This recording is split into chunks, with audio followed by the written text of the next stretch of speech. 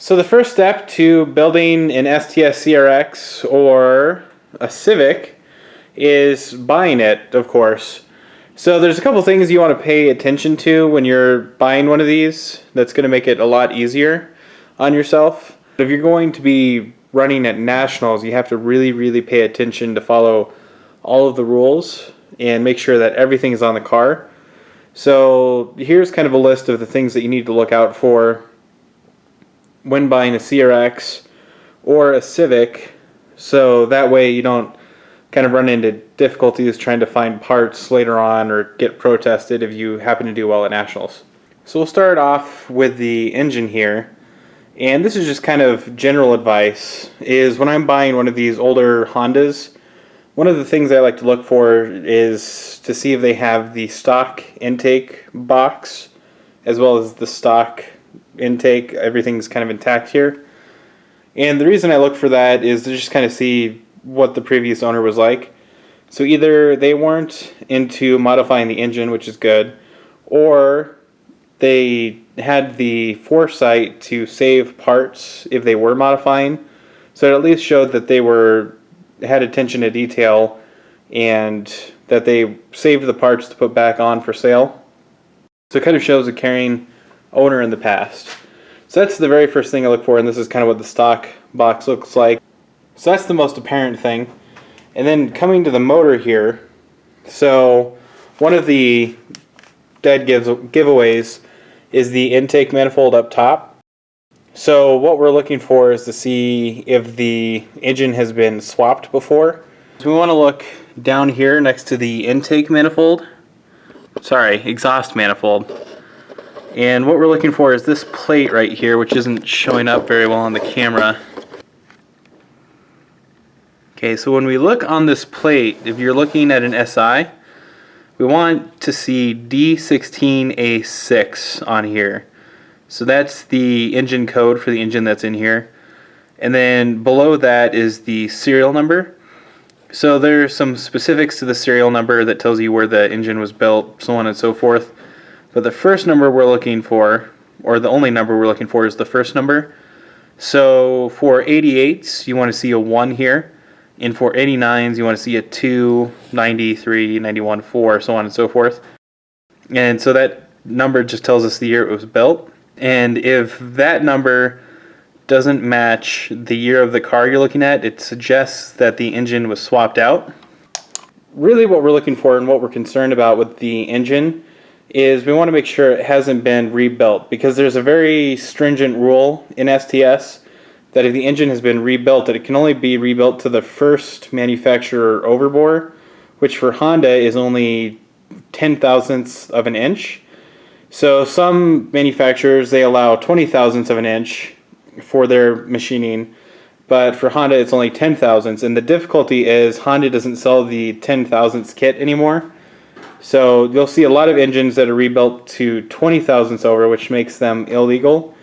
And when you're at nationals, if you do happen to do very well, any of these reasons can get you protested. So we just want to make sure that it has the original engine and that it hasn't been rebuilt. So we can come in later and we can rebuild it on our own and either rebuild it with stock pistons or try to track down the 10/1000ths, but we just want to make sure it hasn't been rebuilt. So another clue we can use to tell if the engine has ever been rebuilt, let's zoom in here a little bit, is stamped into the block behind the timing belt cover is another serial number for the engine. So these older Hondas are notorious for blowing the head gasket, and when they, sorry to bounce you around. So when they do, what they do is they shave the block down to give the block a nice level surface for the head gasket. But when they shave that down, this stamping disappears.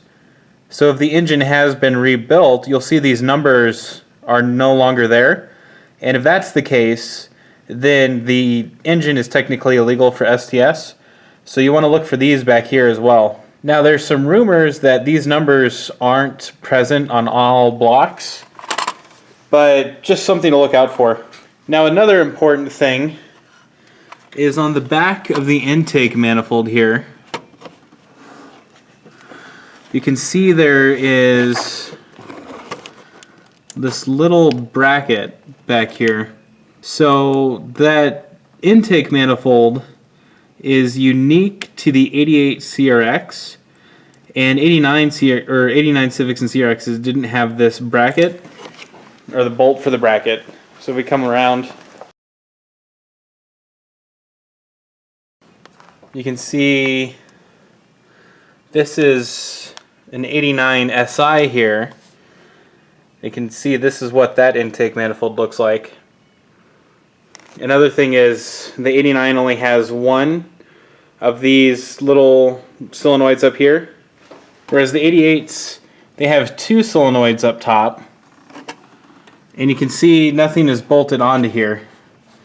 So a couple of considerations is if you're going to run an 88 CRX, you have to make sure these things are here, because 2017 the winner was actually had a 89 intake manifold on, and he was protested, and they were able to tell by this bump out back here.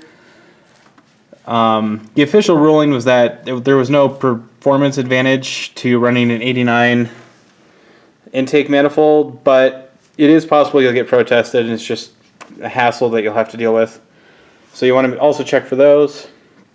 And if any of these things are different, it's likely that the engine has been swapped at some point, again making it illegal, because what we have to look for and what we have to be very careful for is the 88's CRX SI had this special camshaft in here, and I say special because it was only unique to the 88's. So the cam profile, there was less overlap between intake and exhaust, so that means that the engine was officially rated at 105 horsepower, whereas the 89s were rated at 108 horsepower to deal with the added weight from the revised doors with the additional steel.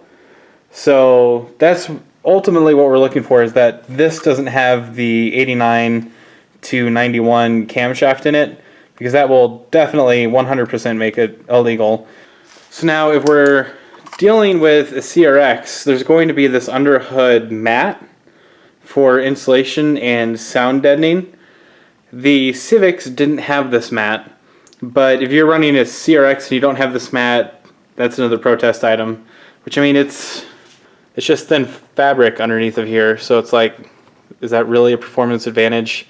Well, maybe it blocks some heat underneath the hood, and if you take that out, maybe you can get better cooling.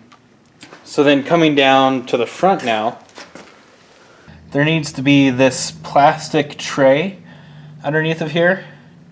So a very rudimentary attempt at controlling airflow from the 80s from Honda. But this tray also needs to be in place. If that's missing, that's a protest. Now coming along to the wheel wells, and I apologize for the light being funny as I put the spotlight on it.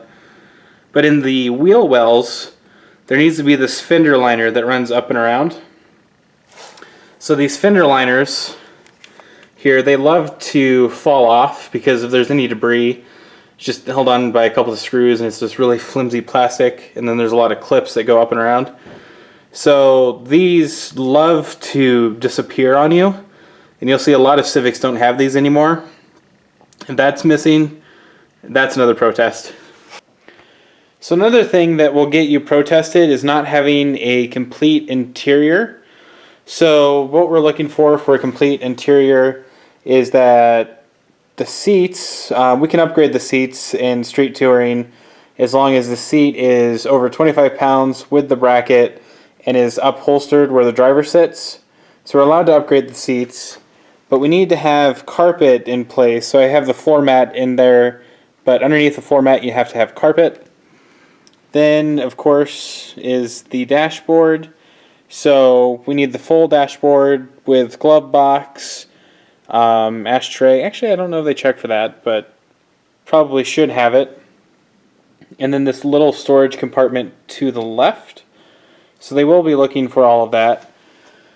But what you are allowed to do is to do a radio delete. So the CRX has 4 speakers. You've got the 2 in the front on either side, and Then somewhere in the back, I haven't found them yet, you can pull the speakers out. But to do a radio delete, what you have to do is you have to find the Honda blank plate that goes in here. So it's just basically a flat black piece of plastic, but it says Honda on it. But when we're just buying this thing, we just need to make sure that we're buying a car that has a complete interior. So in the back, we have to have the storage tray in place, and then carpet runs back up to here. And then these cargo covers, actually, you are allowed to remove these because they won't stay in place while you're racing. And then there's also this one back here that you can remove. But when we go around to the back, we find a whole bunch of trash, so we need to clean that up. But we do have to, I believe, have this cargo, whoop, come on. So we do need to have the spare cover, or spare tire cover in place. And then I've seen some people, they run without the carpet, and I've seen some people do run with the carpet, so I don't know if that's allowable or not. I kind of err on the side of caution, and I keep the carpet in place. And then all of this plastic trim that runs around, we need to keep all of this intact to qualify. The thing is, the rule book says anything that won't stay in place on its own is allowable to be removed. So I'd say this probably can come out of here because it's moving around on its own, so I'd pull that out because that might be a safety risk, and I don't think it's missing clips or anything that's keeping it from sitting down. I think this is just how it is. So the one thing is choosing between the CRX and the Civic, and I keep panning to that Civic over there, but that's the parts car. It'll do. So when choosing, we want the 88 CRX or the 89 Civic. So after 1989, what they did is they replaced the doors with the heavy steel doors. So that adds 120 pounds to the CRX in 89, 90, and 91. The Civics didn't have the heavy doors in 89, but they did have the upgraded camshaft to compensate for the heavier doors in the CRX. So the Civics get 108 horsepower in 89, but they have the light doors.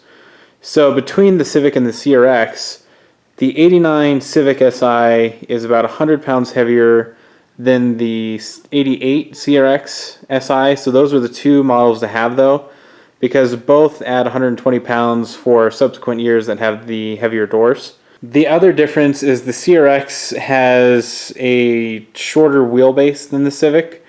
So the wheelbase is about 12 inches, I want to say, compared to the CRX or the Civic that has the wheel pushed out for the back seats. So that makes the Civics a little bit more stable at speed, but that's almost kind of a downside for autocross because we need the cars to rotate into corners. And so the shorter wheelbase of the CRX makes it just a little bit more nimble and gives it a little bit of an edge in terms of rotating. So it's kind of up to you which ones you pick. The Civics have an insane amount of cargo capacity back here. So I've loaded up 2 sets of wheels, camping gear, tools, helmets, you name it, into a Civic. Whereas the CRX, I'm a little skeptical. I don't think we're going to be able to fit as much. So those are the 2 models we want. Subsequent years you want to avoid for the doors, but if you need to, then you need to, and it's not the biggest deal. But for full competitiveness, the CRX is the one to have, just looking at the results this past year. So hopefully you found this video helpful with all the things to look out for when buying a CRX or a Civic, and also the discussion on the differences between the Civics and the CRX. So if you have any further questions, feel free to ask in the comments below and I'll reply if I know the answer. Another good resource is Andy Hollis's Racing Notes on Facebook, as well as the Redshift ST Civic build page. So those are kind of helpful. They're a little bit dated by now, but those are helpful places to go. But if you did find the video helpful, let me know in the comments below. Or if there's anything I missed, do feel free to chip in, because I don't know everything there is to know about these CRXs and Civics and the platform, but I've picked up a decent amount. So do let us know. And as always, thanks for watching, and catch you next time. Again.